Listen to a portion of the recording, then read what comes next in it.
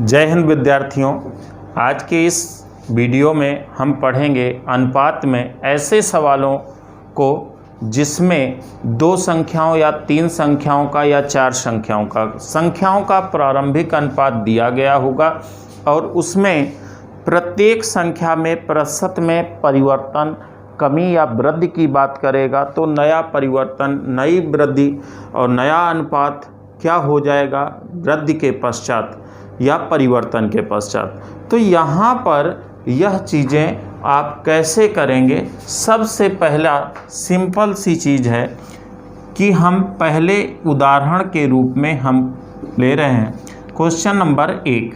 Question number 1 में यदि हम कह दें A/B बराबर 2/3 है तो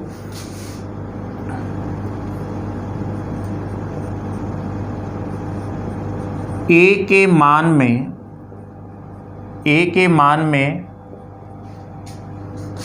20% की वृद्धि तथा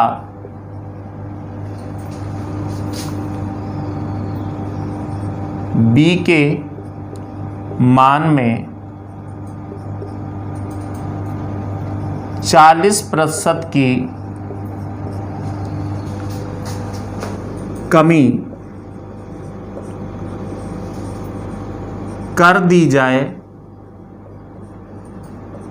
तो नया अनुपात क्या होगा, नया अनुपात क्या होगा।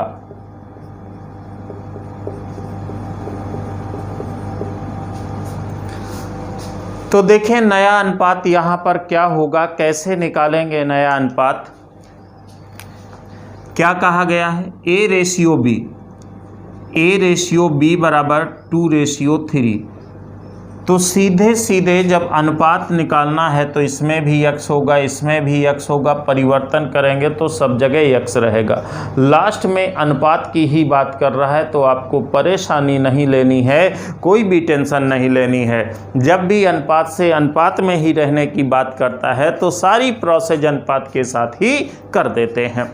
तो यहाँ पर क्या कह रहा है 20% की कमी कर दी जाए तो 20% की कमी, तो नया अनुपात कितना हो जाएगा, नया अनुपात 20% की कमी तो 100 वाली चीज़ 80% रह गई कि नहीं रह गई।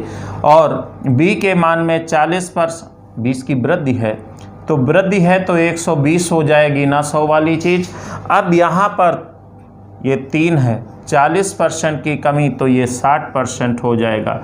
यहाँ पर देखें परसेंट से परसेंट कैंसिल, 60 दूना 120, अर्थात ये कितना हो जाएगा, ये भी 60 से कटा, ये भी 60 से कटा, 4:3 आपका नया अनुपात प्राप्त हो गया। इस प्रकार आ गया इसका आंसर, नया अनुपात ही निकालना था। अब बात समझ में आ गई होगी कि क्या पढ़ेंगे इस वीडियो में, तो देखते हैं आगे बढ़ते हैं। लिखा है 3 विद्यालयों में छात्रों की संख्या का अनुपात कितना है, 5, 6 और 8 है। ओके, क्रमशः 30%, 25% तथा 20% की वृद्धि हो जाए तो नया अनुपात क्या होगा। भैया 30% की वृद्धि तो ये 130% हो जाएगा ना नए रूप में। इसमें 25% की तो 125% हो गया। इसमें कितना 20% की वृद्धि तो 120% हो गया। परसेंट से सब जगह परसेंट उड़ा दो। 5 से सभी कट रहे हैं ना तो कट कर दीजिए। 5, 24 पंचे 120, 25 पंचे 125, ये कितना हो जाएगा। यहाँ पर यदि कट करोगे तो कितना आ जाएगा आपका 26 आ जाएगा। 26 पंचे 130 हो गया। यहाँ पर अभी और कुछ कट हो रहा है, नहीं कट हो रहा है, 2 से कट हो रहा है। ये 3 दूनी 6, ये 12 हो गया, ये 13 हो गया, तो 13 पंचे 65 हो गया। और यह आपका आ जाएगा 75 और यह आपका आ जाएगा 12 8 96। अब कुछ अन्य किसी संख्या से कट नहीं रहे, तीनों की एक ही संख्या से कट रहे हों, कहीं पर नहीं कट रहे हैं, तो यही इनका नया अनुपात प्राप्त हो गया। यही आपका उत्तर है। चलिए आगे बढ़ते हैं। ए तथा बी की कुल आय 34,000 रुपये है। यदि ए की आय में 50% की वृद्धि तथा बी की आय में 25% की कमी हो जाए तो आय का अनुपात 16:9 हो जाता है। 16:9 हो जाता है। बताइए ए की आय क्या होगी? आय क्या होगी? तो यहाँ पर जब होगी पूछ रहा है, पिछली आय से ही आप क्या थी ये लिख लेंगे। क्या थी? तो पुरानी आय आपसे पूछ रहा है। आपसे पूछ रहा है ए तथा बी की कुल आय इतनी है। जब ये होता है तो हो जाता है, कल्पना की गई है, तो इसका मतलब है वास्तविक रूप से कौन कितना होगा। नया वाला परिवर्तन के बाद वाला दिया गया है, प्रारंभिक अवस्था नहीं दी गई है। अब यहाँ पर यही प्रॉब्लम हो गई, आपकी नई आय जो है वो कितनी है? नई आय जो है 16:9 है कि नहीं है।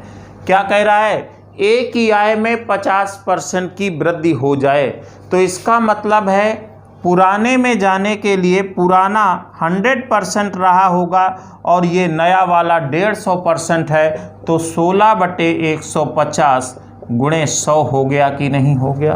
प्रारंभिक अवस्था में आ गए। इसी प्रकार 9 ये कितना 75 गुणे 100 हो जाएगा। बेटा 100 से 100 कैंसिल कर दो। 75 दूना ये 150, ये 8 आ गया। इसका मतलब पुराना अनुपात 8:9 हो गया कि नहीं हो गया। ये पुराना अनुपात था। आपसे क्या कहा गया है? ए तथा बी की कुल आय कितनी है? 34,000 रुपये। तो 8 9 17, 17 भाग बराबर 34,000 रुपये के, तो 1 भाग बराबर 2,000 हो गया कि नहीं हो गया। आपसे ए की आय पूछी गई है, तो ए 8 दूनी 16,000 रुपये ए की आय प्राप्त हो गई। यही आपका आंसर है। ओके, क्वेश्चन नंबर 4, किसी कक्षा में लड़के और लड़कियों की संख्या का अनुपात 3:2 है। लड़कों की संख्या में 15% की वृद्धि, लड़कियों की संख्या में 25% की वृद्धि हो जाए तो विद्यार्थियों की कुल संख्या पर क्या प्रभाव पड़ेगा, यह आपसे पूछा जा रहा है। तो यहाँ पर एक चीज़ आप समझिए, नया अनुपात नहीं पूछा है, विद्यार्थियों की कुल संख्या पर क्या प्रभाव पड़ेगा। जब कुल का मतलब टोटल, अलग अलग 2 भाग की बात कर रहा है तो पूरा भाग 5 होगा कि नहीं होगा। यदि इसका परिवर्तन और इसका परिवर्तन मिला दिया जाए तो पूरे के परिवर्तन को बताएगा। तो यहाँ पर इसका परिवर्तन कितना है? 15% वृद्धि हो रही है। इसमें परिवर्तन कितना है? 25% वृद्धि हो रही है। तो इसमें परिवर्तन x% मान लीजिए। परसेंट की कोई ज़रूरत नहीं है लिखने के लिए, क्योंकि सारी जगह मात्रक का काम कर रहा है, इसको हटा सकते हैं। ओके, तो यहाँ पर 5 से सभी कट रहे हैं ना, 5 25, 5 15, ये 9 हो गया और ये कितना हो गया? 10 हो गया। यक्स, तो यक्स बराबर आपका 19 आ गया। तो x% का परिवर्तन होगा तो कितना वृद्धि हो रही है? 19% की वृद्धि हो जाएगी। यही विद्यार्थियों की कुल संख्या पर प्रभाव पड़ेगा। यहाँ से आपको एक बात समझ में आ गई है कि जब भी ऐसा सवाल आए कि अलग अलग परिवर्तन दिया गया है, मिलाकर परिवर्तन पूछता है योग से, तो आप ऐसा कर सकते हैं। ओके, चलिए आगे बढ़ते हैं क्वेश्चन की ओर। देखिए, 3 संख्याओं ए बी सी का अनुपात 1:2:3 है और उनका औसत 600 है। ए में 10% की वृद्धि, बी में 20% की कमी कर दें तो औसत में 5% की वृद्धि करने हेतु सी में कितनी वृद्धि करनी होगी, ये बताइए। इनका जो औसत होता है, औसत में यदि गुणा कर दें 3 का तो योगफल निकल आएगा। औसत में परिवर्तन यदि देखेंगे तो उनके योग में भी परिवर्तन वही होगा। बात क्लियर है? तो यहाँ पर सीधी सी बात 1 2 3 हो गया, तो टोटल योग कितना? 1 2 3, 3 2 5 1 6 हो गया। क्लियर? इसमें 10% की वृद्धि हो गई ए में, बी में 20% की कमी हो रही तो माइनस का चिन्ह लगाइए। फिर आगे यहाँ पर सी में कितनी वृद्धि करनी होगी, जबकि औसत में कितने की वृद्धि? 5 की वृद्धि होती है। परसेंट लगाने की कहीं पर भी ज़रूरत नहीं होती, मैंने बता रखा है आपको। यह कितना हो गया? 10 हो गया, ये 40 हो गया। 10 में 40 घटेगा तो माइनस का 30 बचाना यहाँ पर, क्योंकि ये माइनस का है। तो 3x बराबर 30 प्लस 30 हो गया, क्योंकि 6 पंचे 30, ये 10, ये 40, माइनस का 40 में प्लस का 10 घटेगा, माइनस 30 बचेगा, माइनस 30 उधर जाएगा, प्लस का हो गया। तो x बराबर 60/3 आ गया, अर्थात इस प्रकार ये 20 आ गया। तो C में 20% की वृद्धि करनी होगी। C में 20% की वृद्धि, यही आपका आंसर है।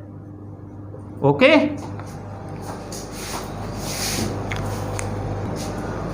राम के खर्च तथा बचत का अनुपात 3:2 है। खर्च और बचत मिलकर आय का निर्माण करेगी, तो आय 5 हो गया। क्लियर? आय में 20% की वृद्धि, इसमें 20% प्लस होता है, तो खर्च में 25% वृद्धि कर देता है, तो बचत पर क्या प्रभाव पड़ेगा? मान लेते हैं x%।